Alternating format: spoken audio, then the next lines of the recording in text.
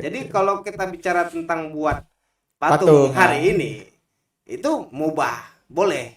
Boleh-boleh saja. Boleh saja. Bukan tidak menganggap ya, tidak tahu itu karya. Dan tidak bisa membedakan mana karya mana produk.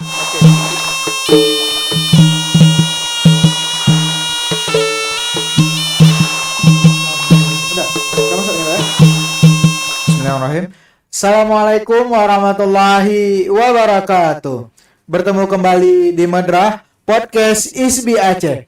Alhamdulillah hari ini kita bisa bersua kembali segenap waris seni budaya. Hari ini kita sudah kedatangan seorang narasumber yang luar biasa yang sehari-hari sebagian orang memanggilnya sebagai Utuh Hamzah. Kalau di sini kita panggil Pak saja. Mari kita sapa beliau.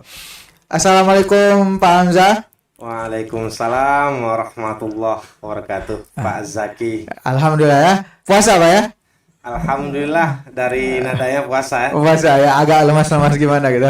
Apa kabar Pak Hamzah? Baik ya? Baik, alhamdulillah baik, sehat. Sehat ya, alhamdulillah. Berarti selama ini ada yang panggil Pak Hamzah, Bang Hamzah, dan sesekali memanggil Utuh Hamzah ya. Barangkali. Kira-kira panggilan mana yang cukup nyaman untuk didengar Pak Hamzah? Semuanya nyaman. Nyaman ya. Semuanya nyaman, nggak masalah. Oke, Pak Hamzah sekarang berarti menjadi dosen Kria ya, prodi Kria gitu. Sudah mulai berapa lama menjadi dosen prodi Kria Pak Hamzah? Kalau dosen prodi Kria tentu baru saja. Baru ya. Baru saja. Itu mulai Juni 2022. Berarti masih sangat muda ya. Sangat. Tapi itu kan di dunia formalnya. Tapi kalau dunia non formal ibaratnya sebagai praktisi Kria itu sudah lama berarti ya?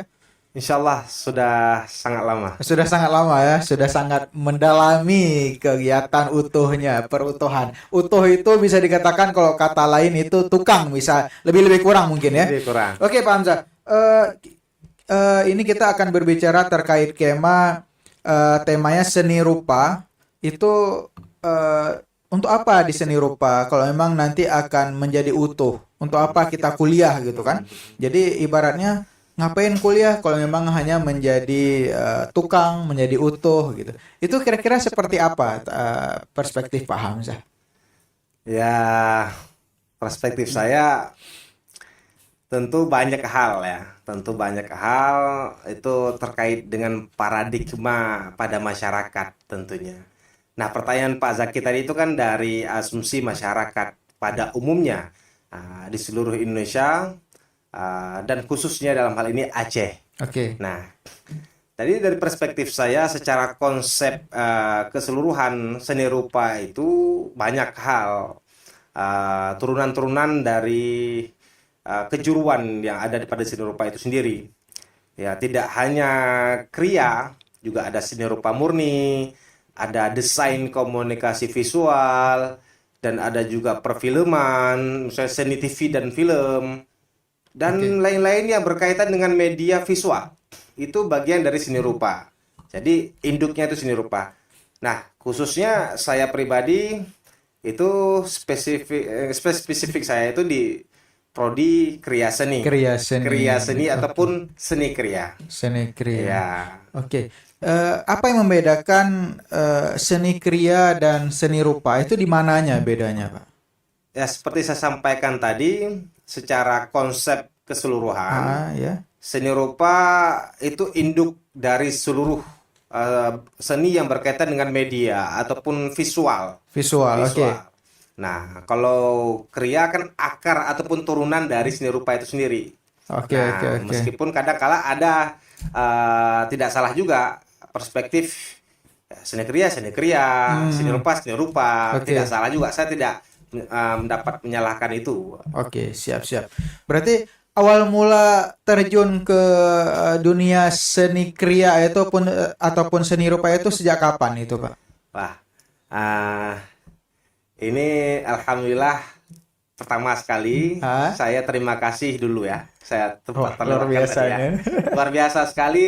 Terima kasih untuk podcast Midrah ISBI Aceh ini Oke. yang telah bukan mengundang tapi memberikan kesempatan kepada saya Iya, iya. untuk dapat berbagi berbagai macam pengalaman yang sebatas pengetahuan maupun di usia yang saya yang sangat relatif muda ini. Wah, masih muda ya. Udah, ya maksudnya masih banyak kelayakan-kelayakan berkaitan dengan yang Pak Zaki sampaikan tadi, penamaan utuh. Karena utuh itu biasanya kerap sekali dengan usia yang lebih Lebih senior, senior ya. gitu. Nah, Oke. nah, kita kembali ke tadi. Terima kasih sekali lagi. Nah, kalau saya mulai beraktivitas maupun menggeluti suatu kriya itu tentu diawali dengan sekolah. Oh, sekolah ya. Sekolah menengah kejuruan saya. Oh, di mana dulu, Pak? Ya. SMK-nya itu. Dulu saya sekolah di SMKN 4 Luxmawe. Oh, SMK Luxmawe. Satu kampung ini udah tuh ya. Oke. Di SMK itu berarti awal mulanya Bapak menggeluti seni kriya gitu. Iya. Sebelumnya pernah nggak Pak? Ataupun misalnya ketika sebelum masuk SMK itu di SMP sering ngelihat orang buat-buat ukiran ataupun sering lihat orang buat patung atau ya masuk aja gitu ke SMK itu. Kalau untuk pengalaman melihat secara panca indera saya ataupun mencoba memahami, memang jauh hari sebelum masuk sudah, karena kebetulan Iya. kebetulan di saat saya MSen, karena saya pondok Oke, pesantren dulu MSen. Jadi MSen itu setingkat SMP ya. SMP ya. Oke. MTS, MSes bukan MSes, Madrasah Sanawiyah Swasta. swasta. Oke, Nah, oke. kebetulan rumah saya itu depan rumah saya itu ada perabot. Oh, oke. Berarti sudah tervisualisasikan ngapain nih ya? Iya. Gitu, oke. Nah, jadi kadang saya juga sering main ke situ. Oke, Saya ya. lihat banyak orang-orang dari Binjai yang mengukir, orang Medan ya. Maaf, bukan orang Jawa yang di Medan. Oke. Ternyata ngukir di perabot Di depan perabotan saya itu, ya. oke. Oke, berarti dari situ awal mula Bapak tertarik ke dunia seni kriya ataupun seni rupa tadi itu ya. Dan kemudian mengaplikasikan di SMK Negeri 4 Luxmawe gitu. Iya. Oke, berarti sudah ada tertarik dulu, kemudian masuk SMK dan kemudian kuliah di jurusan yang sama juga ya. Ya, tapi perlu digarisbawahi dulu. Oke. Saya melihat kriya kayu yang ukir yang di Oke. depan rumah saya itu tidak langsung tertarik. Oh, nggak langsung tertarik ya? Tidak langsung tertarik untuk Menekuni bagian menekuni itu. Tertarik secara visual, Ah. melihat prosesnya, Oke. keunikan, kerumitan. Jadi Itu kalau iya. kata orang Aceh, galak kada mentah. Galak Tapi baik lu. Nah, gitu ya. Oke. Lanjut, Pak. Jadi awal mula hanya suka melihat dan kemudian menggeluti itu bagaimana ceritanya? Jadi singkatnya gini, saya itu kan pondok pesantren. Oke, ya. Dan tentu orang tua saya dulu sangat menginginkan saya menjadi seorang Ustadz gitu ya. ustadz. Oke. Ya, tadi 3 tahun dan saya yakin, memang dulu sangat yakin di pesantren, dan sampai hari ini tetap masih juga untuk mengaji ya. Oke, ya, itu kan kewajiban, Pak ya. Ya, kewajiban. Oke. Nah, selepas dari pendidikan Islam di pesantren tadi itu, saya keluar dari situ. Oke, itu 3 tahun ya. 3 tahun. Keluar dari situ, jadi ada sedikit, mungkin yang saya ingat-ingat, kekecewaan lah. Terhadap pesantren gitu. Bukan saya, dari orang tua saya Oh, kepada saya. oke, siap. Kok saya keluar gitu. Oke. Jadi di situ saya dilepaskan, ya kamu mau daftar SMK, daftar aja. Terserah Mau daftar gitu. SMA di mana terserah. Jadi saya pergi daftar sendiri. Nah, ada SMK 3 MAN saya, tapi prioritas saya MAN karena saya kan pesantren Ya, masuknya linearnya ke linear MAN ya, gitu. teman. Cuman ada berapa? Ada 3 sekolah itu. Termasuk SMA 1 saya Daftar. daftar. tidak lulus satu. Nggak lulus gitu ya. Tidak lulus satu pun. Jadi yang keempat ini sesuai dengan nama Nama SMK-nya, SMK-nya. SMKN keempat. Yang keempat ini saya lulus. Oke. Nah, ya. cuman lulus dengan syarat. Oke, ada syaratnya. Ada syaratnya. Yang menariknya, inilah jodoh pertemuan Oke, rezeki betul. maut, Iya, ya. betul. Nah, saya tidak terfikirkan memilih jurusan kriya Kriya. kayu. Karena saya ingat betul, saya itu ingin mengikuti jejak abang saya yang STM, Iya. mesin, Oh, mesin gitu ya. MO. Nah, oke. saya pilih MO. Iya, iya. Nah, ketika saya diumumkan lulus, tapi dipanggil dengan syarat, ya, kamu harus ambil kriya kayu. Oke, iya. Ya, mau nggak mau ya, penting sekolah dulu lah. Oke, berarti tercebur berarti gitu ya.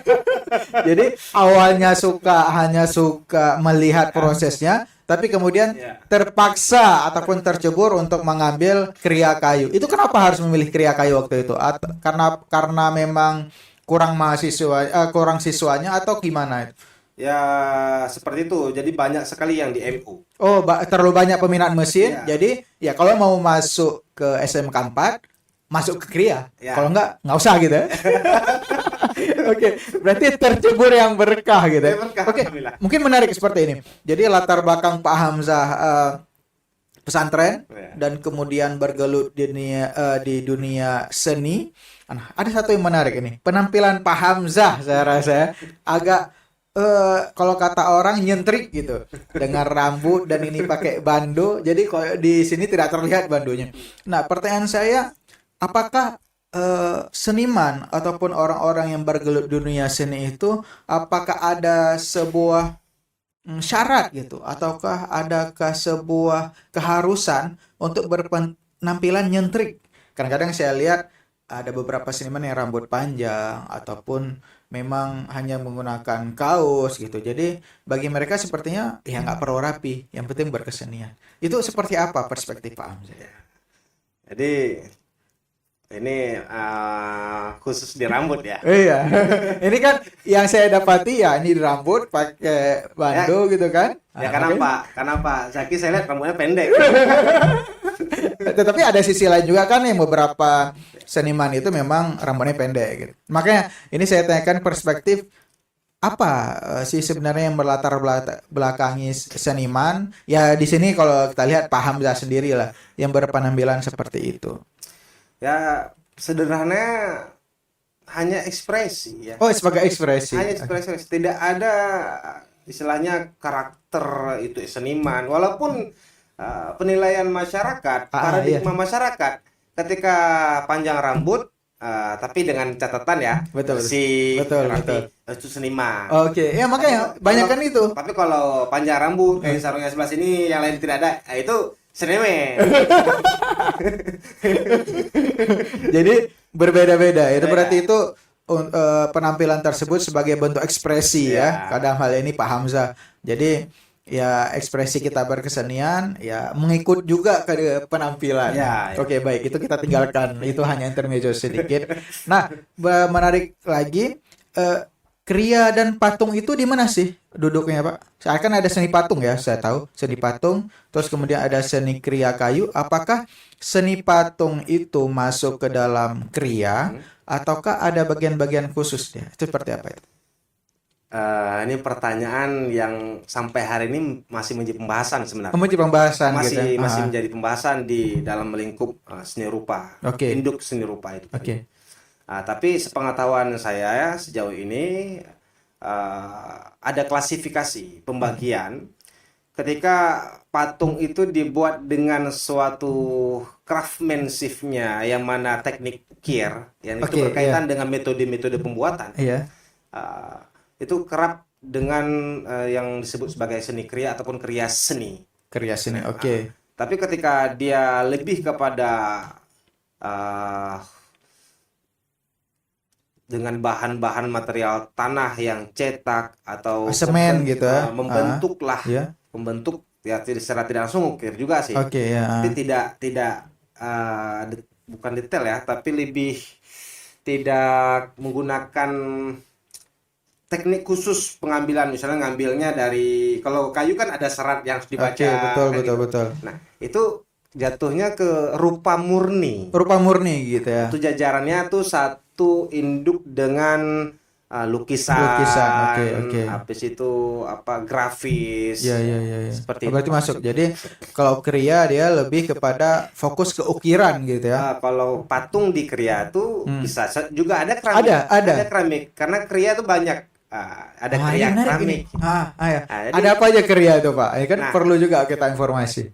Jadi pertama digarisbawahi dulu segala hal yang berkaitan dengan craftsmanship tadi. Apa itu craftsmanship tuh? Kerajinan tangan kita. Itu kan oke. Berarti craftsmanship itu adalah Skill. kerajinan tangan, Ya. skill. Handicraft. Oke, Handicraft. handmade gitu ya.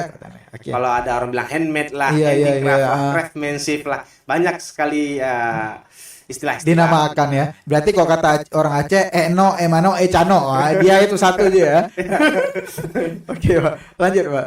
Nah, itu termasuk seni kriya ataupun kriya seni.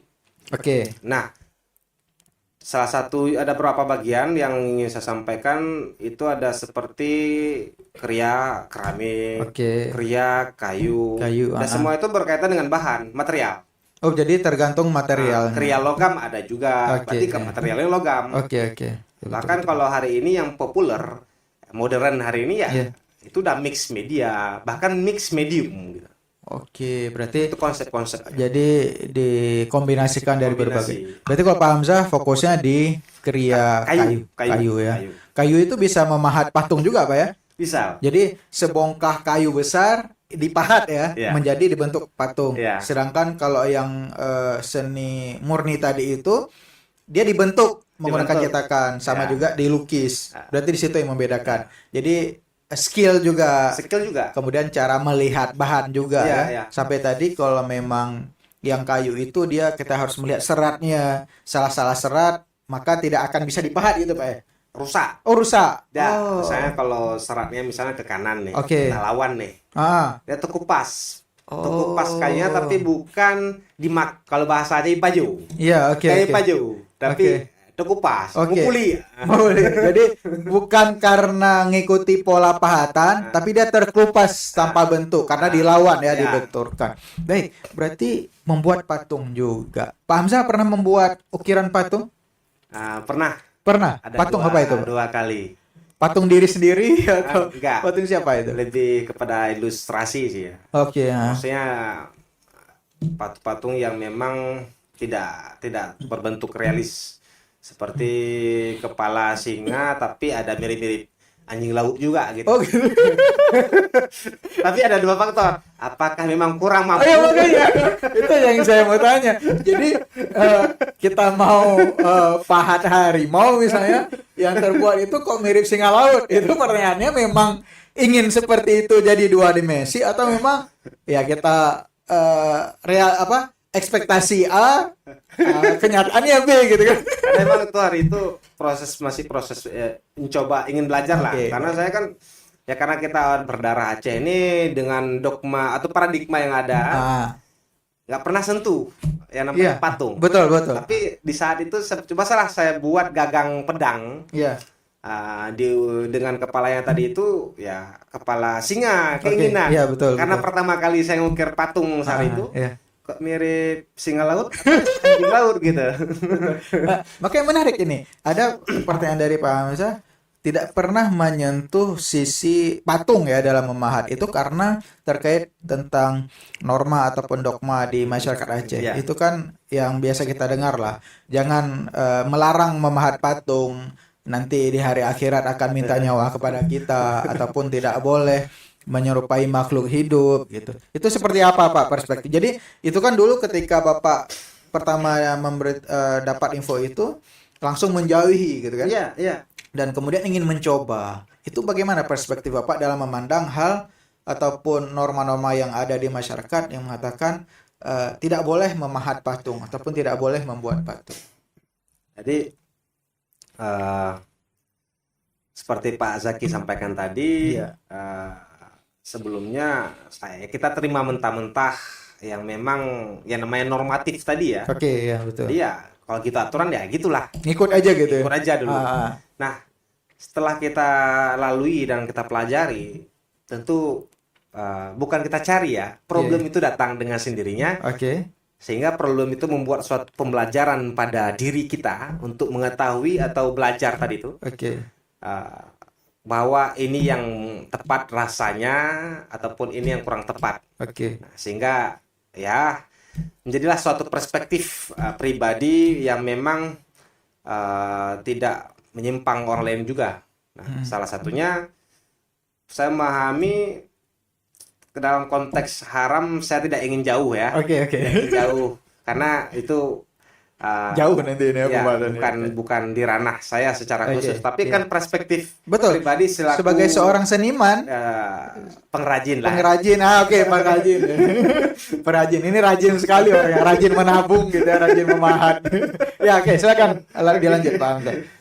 Nah, itu ketika kita mahat, pertanyaan pertama yang muncul, ya problem tadi itu pertanyaan. Terus kalau tidak boleh buat patung, dalam konteks ini patung seperti apa? Oke. Itu dulu pertanyaan pertama. Oke. Setelah kita telusuri, misalnya saya telusuri, ternyata patung yang berbentuk makhluk hidup. Oke, ya. Dalam konteks ini lebih kepada patung-patung yang memang di daerah-daerah Yunani seperti patung-patung Buddha Maria, patung Yesus, atau patung-patung makhluk hidup lain-lain lah, yang berbentuk manusia atau hewan-hewani ya.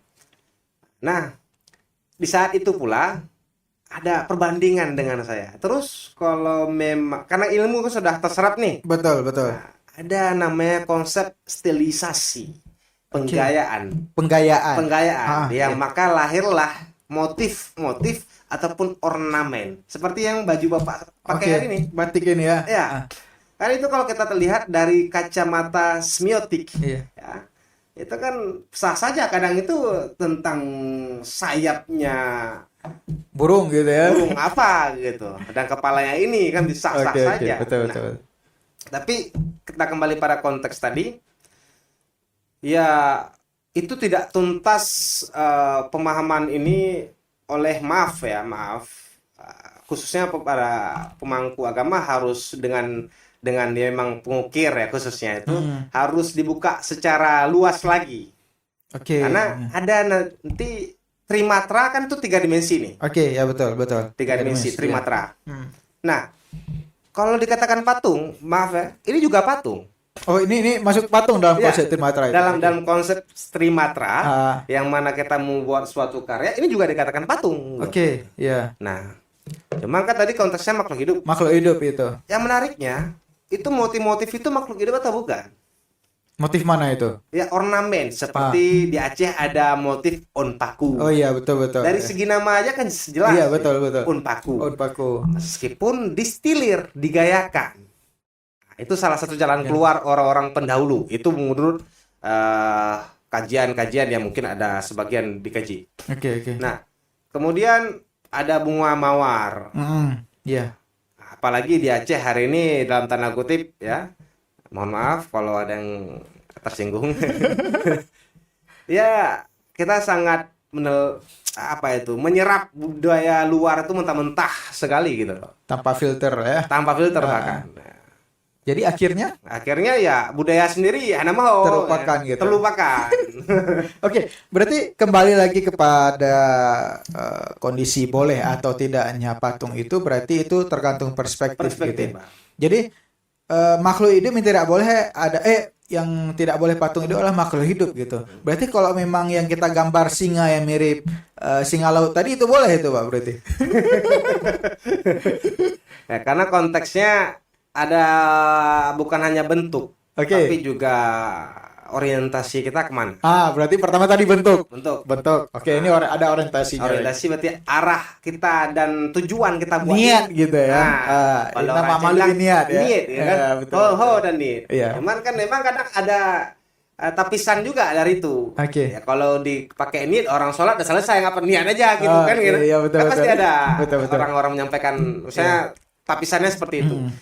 Tapi nggak bisa semua dicocokkan lah. Betul. Nah, dalam konteks ini ya bicara pertama yang saya yakini kita di Aceh. Iya.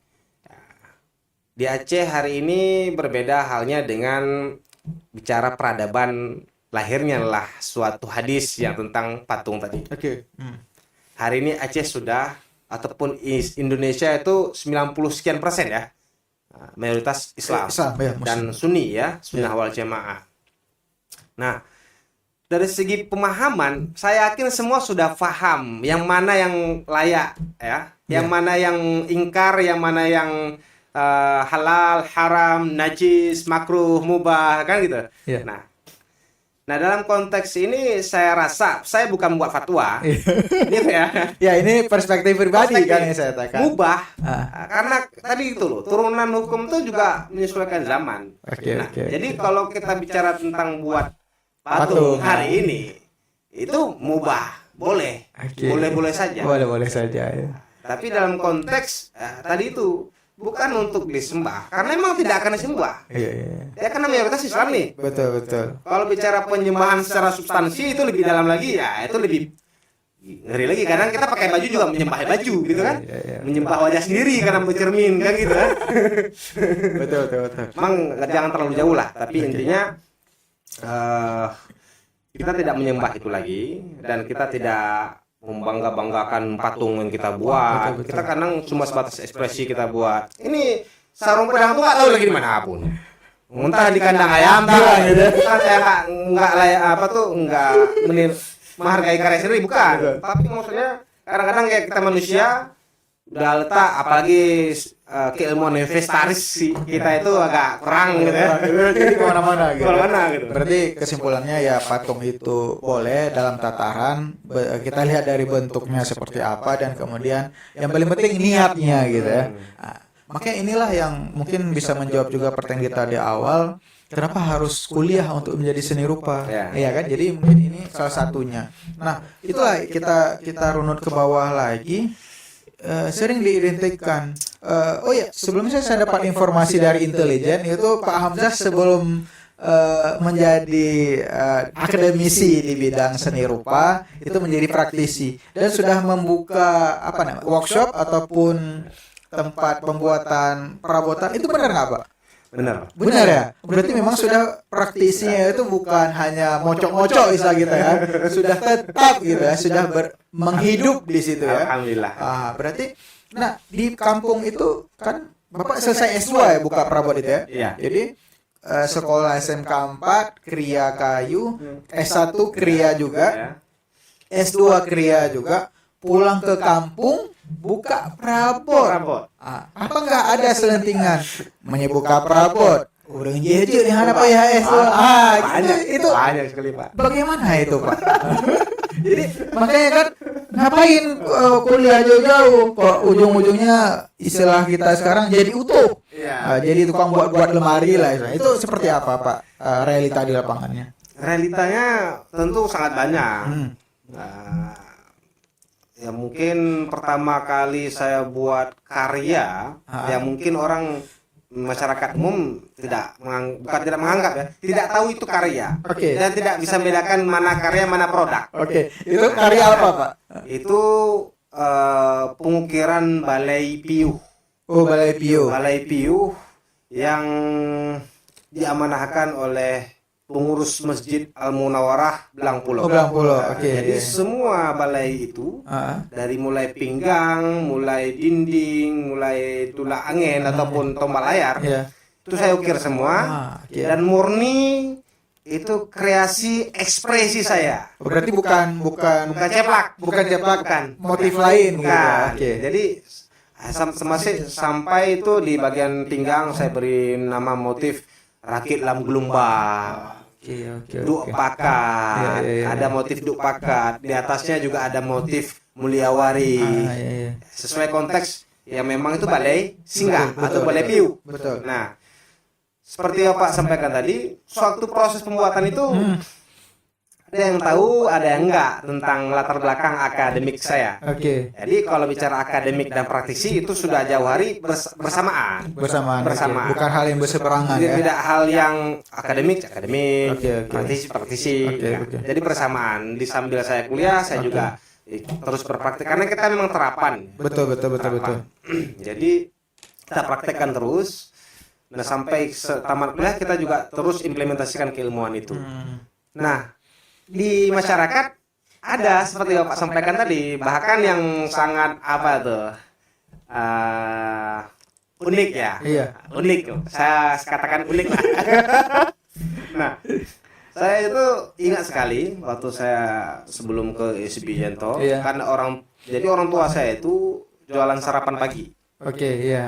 Jualan sarapan pagi. Di pagi hari itu saya bantu orang tua dari mulai selesai subuh Betul. sampai pukul 8. Pukul 8 tuh saya langsung ke belakang ke studio. Oh, ke studio. Kalau istilah kita studio ya. Kalau istilah orang kampung apa itu? Prabot. Jadi dari penamaan saja udah. Oke, lanjut, Pak. Nah, belakang saya karena ada proyek-proyek yang Oke. mungkin saya kerjakan, alhamdulillah. Nah, tapi di saat saya jualan itu saya bungkus-bungkus Nasi, nasi. gitu. Ah. Itu ada orang-orang pembeli yang tetangga, saya tidak sebutkan, tapi tetangga lah. Iya, Ya. oke. Hamzah, udah selesai kuliahnya. Udah, tapi S2 udah. Iya, Bu. Iya, S2 kok pulang bungkus nasi. Oke. Kan? Enggak, Bu.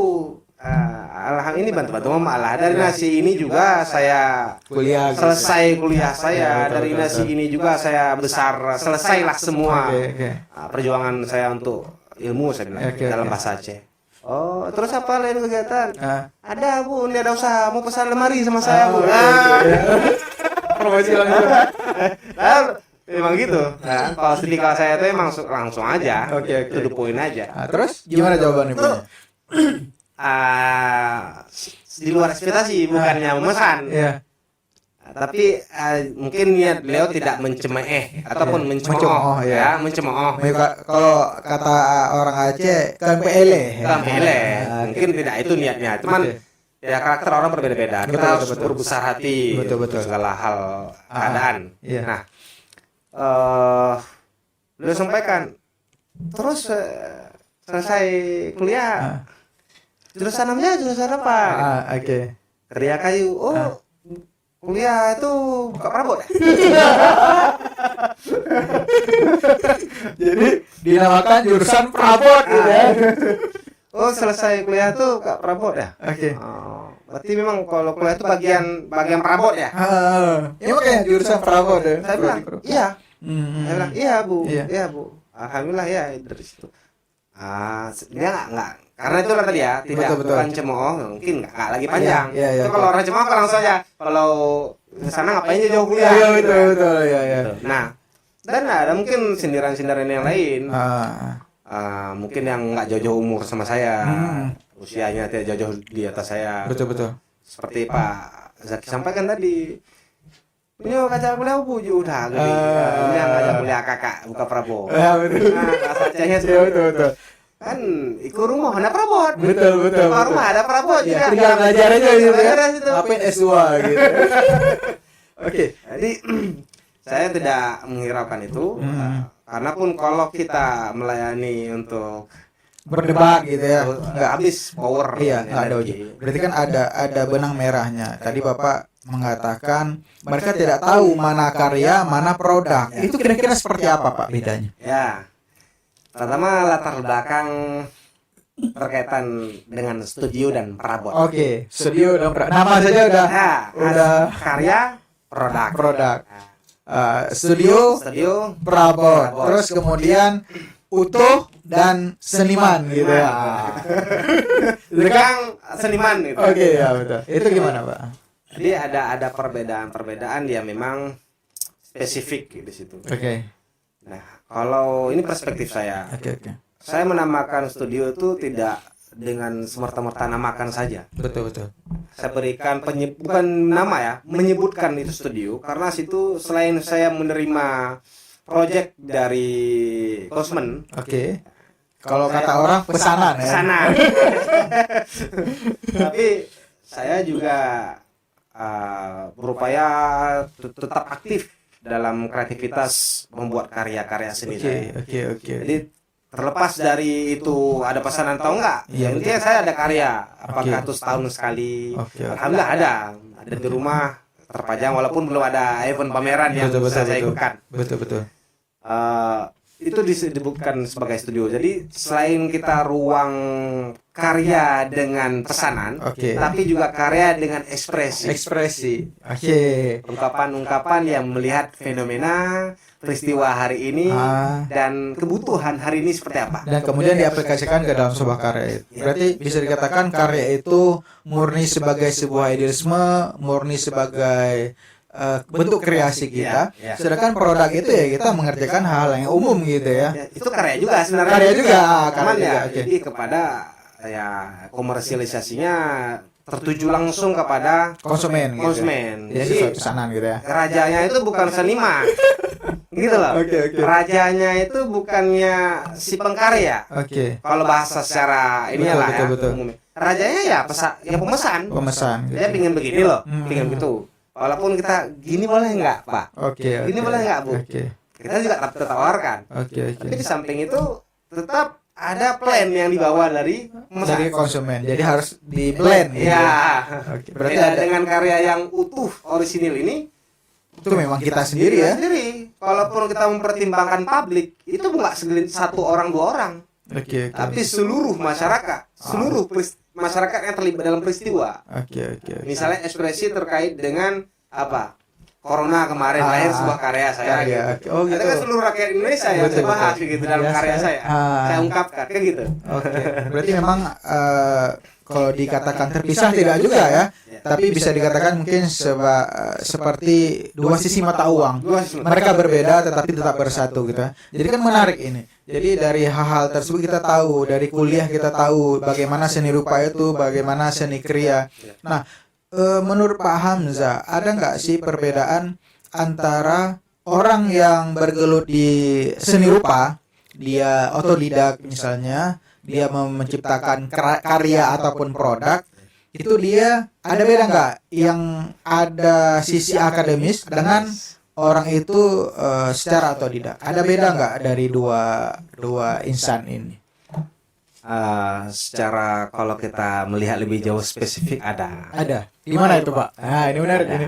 Ada. Bukan pada pembuatan karyanya. Oke. Di mana juga, Pak? Tapi justru malah pada proses awal sekali sebelum membuat karya. Oke, berarti tahap itu. Pra pembuatan karya kan? Pembuatan itu. Contoh ruang berpikir dalam konteks pengetahuan tanda kutip itu memang sangat relatif ya, sangat relatif. Cuman karena kita ada tuntunan awal yaitu akademis tadi itu. Kita sudah apa istilahnya ada konsep gitu ya. Ada kompas gitu ya. Ya, pertama kompas, yang kedua kita kan sudah terdidik ini. Oke, betul. Ya, secara khusus gitu. Ya namanya sekolah. Betul. Pendidikan gitu. Oke. Berbeda yang mandiri, yang otodidak, yang mungkin beli buku, lihat YouTube, apalagi hari ini dengan media sosial udah selesai semua belajar praktik. Betul. Tapi konsep keutuhan itu belum tentu ada di otodidak. Oke, ya. Belum tentu, bukan tidak ada. Tidak ada, ya belum tentu. Karena apa? Karena pada umumnya saya melihat ya mereka pada umumnya bukan mereka seniman otodidak ataupun pengrajin lah ya. Khususnya di pengukir. Iya. Ya mengukir dengan keindahan semata-mata apa yang dimiliki ataupun diinginkan konsumen. Oh, jadi tidak ada Kreasinya ada, tapi ya kreasinya yang sebatas pengetahuan mungkin ya. Yang hari ini di Aceh misalnya. Oke. Di hari ini di Aceh paling marak atau paling membudaya itu ukiran ornamen apa? Sepengetahuan Pak Zaki. Ya ornamen Aceh itu kan? Kok itu Aceh kan? Apa? Enggak. Jadi Yang paling familiar, itu tepat bahasa saya. familiar itu ornamen Jepara yang orang Oh iya, paham. betul. Yang orang pahami Jepara asal udah ukiran Jepara. Betul. Asal udah ukiran Jepara. Kan gitu. Ya. Padahal Jepara itu nama kabupaten di Jawa Iya, Tengah. di Jawa Tengah, Kan gitu. betul. Nah, produknya ya produk dari Jepara. Oke. Nah, ada ukiran Jepara. Ukiran Jepara sini berarti dalam konteks ukiran Aceh. Jawa. Iya. Jawa. Betul. Ya kan ornamennya Jawa. Betul. Motif, karakter motif yang hadir Jawa. Jawa. Oke. Ya. Dibeli sama orang Aceh. Dibeli sama orang Aceh dan maaf kita sampaikan tadi itulah paradigma masyarakat Aceh pada umumnya semua ukiran itu sama Jepara. Oke. Ketika Ya. sudah ukiran itu bisa Pak Zaki buktikan sendiri Betul. di lapangan gitu. Iya. Ya. Ini yang saya lagi bahas juga Betul. tentang minimalis dan tradisi tadi ukiran tradisi. Itu masyarakat asal sudah ukiran, mau itu ukiran Aceh, ukiran Kalimantan, ukiran Maluku, ukiran Medan, Batak, tetap aja Jepara. Asal yang buat di perabot-perabot di kursi udah jadi meja Ya. Jepara. Oh, berarti kalau pesan Pak Hamzah, saya mau pesan Jepara 1 set gitu ya. Kursi Jepara. Apapun itu terserah ukiran seperti apa gitu. Oke, baik, itu menarik juga. Berarti memang sisi pembedanya adalah di konsep tadi ya. Mungkin dari segi kemampuan tidak terlalu, tapi konsepnya yang luar biasa akan berkembang nanti. Karena kalau kemampuan, maaf kita potong. Kalau kemampuan kadang yang akademisi kemampuan praktik. Iya. Saya harus akui, kita banyak belajar dengan otodidak. Otodidak. Menurut saya otodidak di sini pendahulu kita yang tidak harus pergi kuliah. Betul. Mereka menghasilkan Bahkan yang kita teliti punya mereka. mereka. Yang kita lanjutkan punya mereka. Warisan budaya kan itu. Iya, betul. Jadi cuman ada sisi-sisi yang memang itulah tugas kita untuk mengembangkan. Betul. Itu Ekspor lebih lanjut. Ya. Nah, ini menarik. Tadi saya kan katakan ukiran yang banyak di kita adalah pintu Aceh gitu, Pak. Ya. Kalau saya lihat di mana-mana itu pintu Aceh, rencong. Nah, dua hal ini yang selalu menjadi semacam apa ya, gambaran Aceh. Jadi kalau orang berbicara Aceh, ukiran Aceh ya, kalau enggak pintu Aceh, ya rencong. Itu seperti apa? Ada nggak sih Pak kekayaan-kekayaan lain di dalam seni rupa Aceh ataupun seni ukir Aceh? Itu dan kenapa hanya dua itu yang muncul sekarang?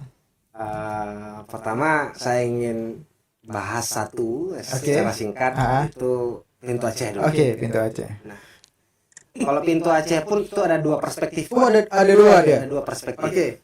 Itu sama seperti saya sampaikan tadi. Pertama berkaitan dengan paradigma. Oke. Yang kedua tentang estetik yang ada pada pintu Aceh itu. Bicara estetik yang ada pada pintu Aceh itu, maka alat galinya estetika itu kita lihat dulu historinya.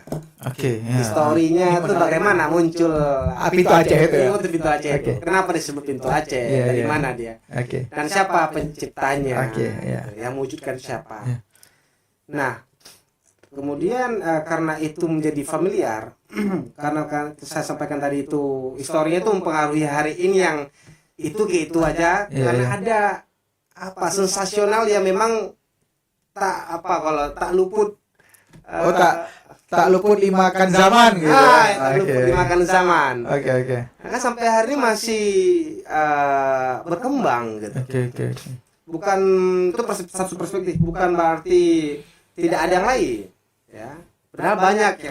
Dan kadang barangkali orang-orang yang menciptakan ataupun mengkreasikan pintu Aceh itu juga tahu yang lain ada juga. Ada gitu ya. Kalau di Gayo kan itu paling kentara tuh Karawang. Ya.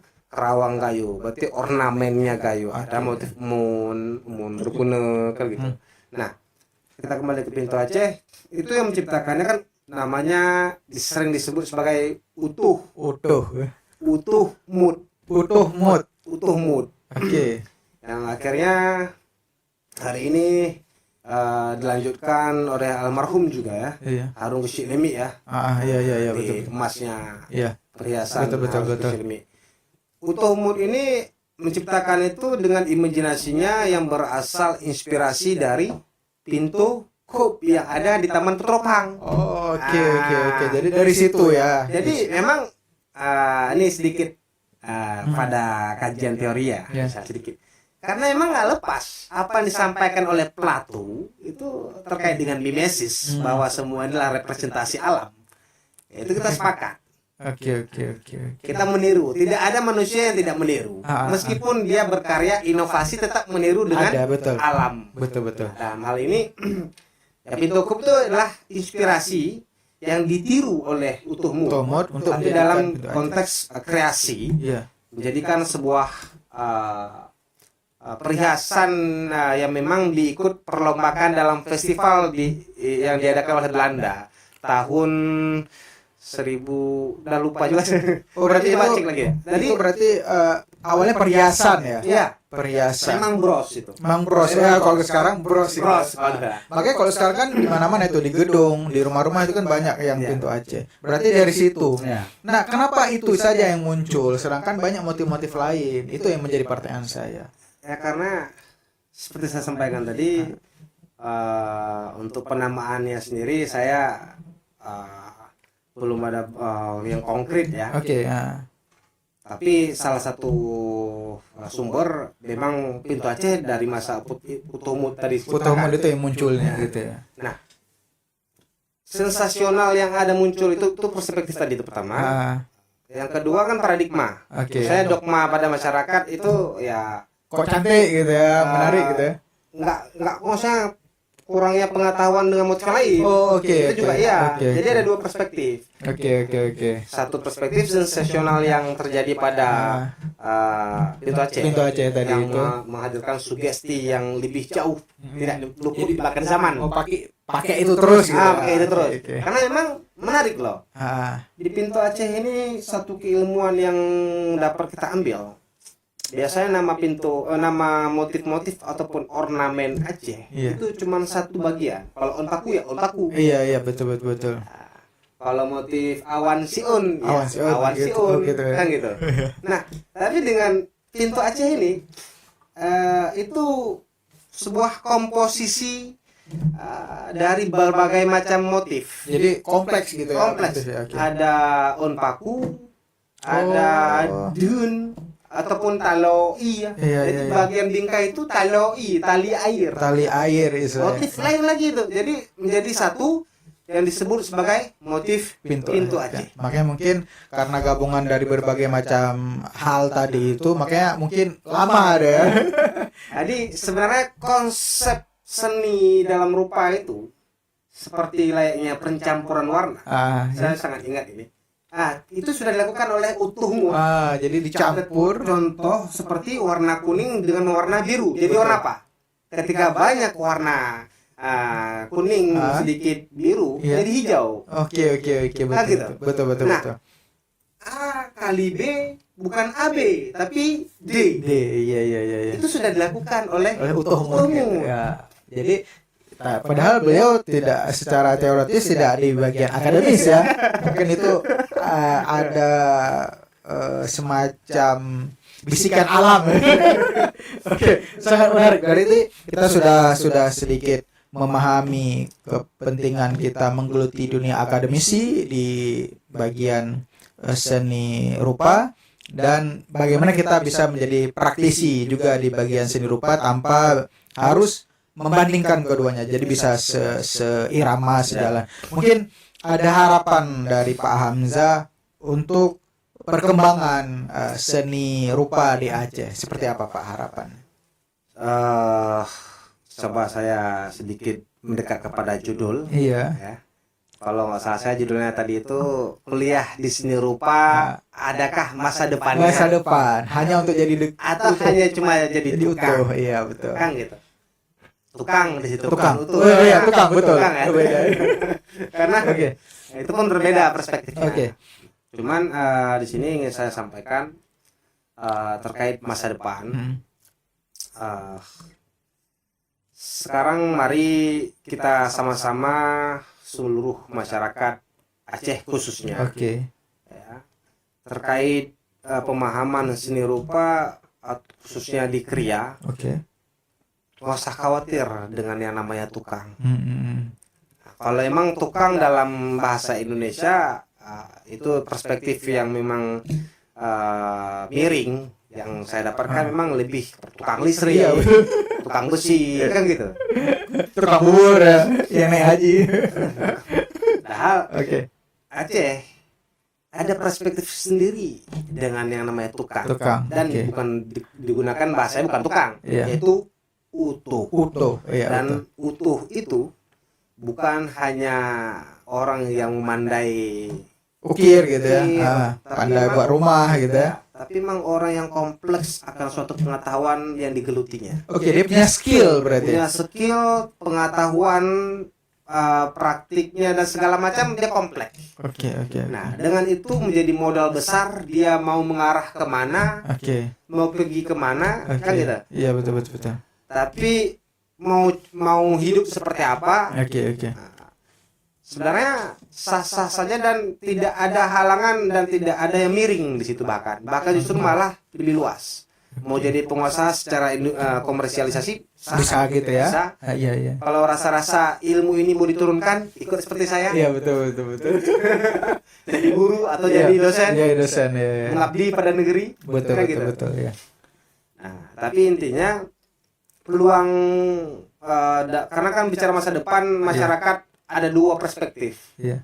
Bagi masyarakat yang kolektif, Iya. saya sampaikan yang kolektif. Masa depan itu mau dipandang anaknya itu ataupun generasi selanjutnya itu sejahtera dalam konteks bukan tentang duit. Duit ya. Tapi ya alamnya misalnya indah, kan gitu. Betul.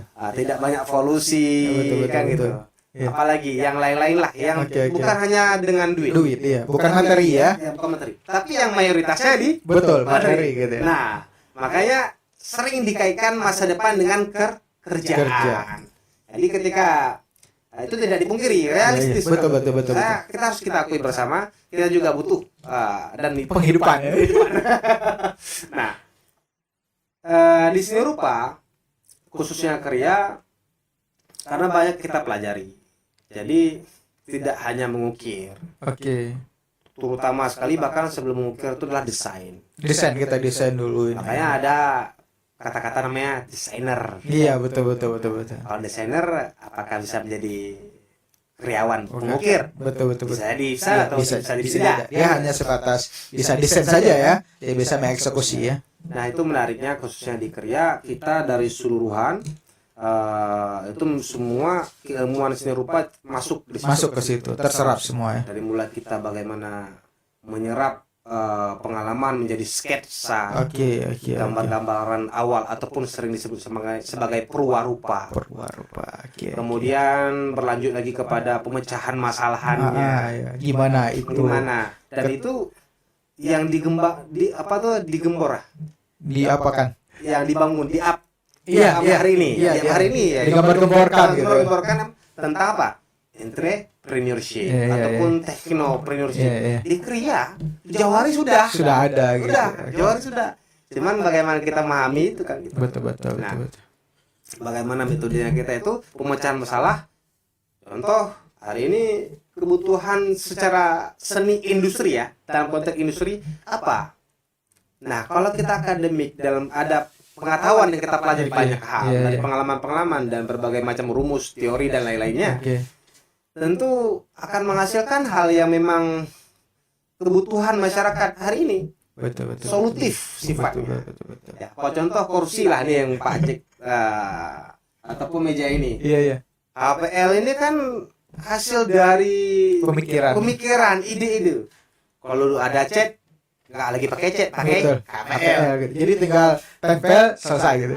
Habis itu ada kayu-kayu yang sisa-sisa dulu dibuang, mungkin. Iya, betul. Tapi dengan seorang yang ilmuwan tadi, Betul. jadi triplek ataupun blockboard. Jadi Karena pandai besar gunakan. sekali. Betul. Nah, sekarang bagaimana kita tidak melihat dari satu sisi yang memang miring. Oke. Nah, harapan saya untuk masyarakat seluruhnya, justru bukan saya mempromosikan ISBI saja, bukan maksud itu ya, secara tidak langsung, meskipun iya. Oke. Sekarang saya terus sampaikan kepada seluruh masyarakat khususnya yang dekat, kalau untuk anak-anak ataupun generasi bapak-bapak, ibu-ibu untuk kuliahnya dan biar kerjanya apa, Iya. lihatlah lah jurusan yang berpotensi atau berpeluang yang paling besar. Oke. Yaitu yang memilih jurusan yang berkaitan dengan skill. Ada skill ya. Ada skillnya. Skillnya deh. Oke. Jadi seperti seni rupa dan seni pertunjukan lain juga gitu ya. termasuk. Nah, kenapa? Karena kita selain kalau mau jadi PNS kan bisa, Betul. mau jadi kerja di bank bisa juga, dibutuhkan. Tapi dia punya skill yang lain gitu. Tapi saya tidak selalu bergantung dengan perusahaan Betul. ataupun industri-industri yang ada. Oke. Tapi justru malah kita bisa mulai Mandiri sendiri ya. mandiri sendiri. Meskipun nanti kita kerja dulu. Betul. Karena orang kerja dulu, ada Iya. modalnya baru Betul. dibangun. Jadi tidak Kita serta-merta ada bergantung. konsep ke depan seperti apa. Nah, sederhana aja lah kayak sekarang ini. Kalau cita-cita saya satu nih, ada pabrik-pabrik yang mengolah limbah, bukan kayunya, limbah Oke. kayu. Nggak kita beli lagi blok core Oke. maaf, secara pasar. Nggak beli lagi blok core di Medan. Di Medan. Jadi limbah kayu bisa menjadi produk baru lagi ya. Produk lagi. Nah, Oke. gitu loh. Sangat menarik. Mungkin sedikit closing statement dari Pak Hamzah mungkin terkait tema kita hari ini itu bagaimana kepentingan kita kuliah di seni rupa, kemudian kita dapat bekerja dan apa sih urgensinya seni rupa untuk perkembangan kehidupan masyarakat Aceh khususnya di bidang kebudayaan. Kalau urgensinya banyak, cuma Iya. satu hal saja. Kita tidak lepas dengan seni rupa, Oke. kehidupan sehari-hari. Iya. Di mana-mana ada seni rupa. Ini semua ada seni rupa ya. Dari mulai bahkan kalau nggak ada ruang kita sendiri aja, Iya. selagi berpakaian baju, Itu seni rupa. Seni rupa juga. Seni rupa. Oke.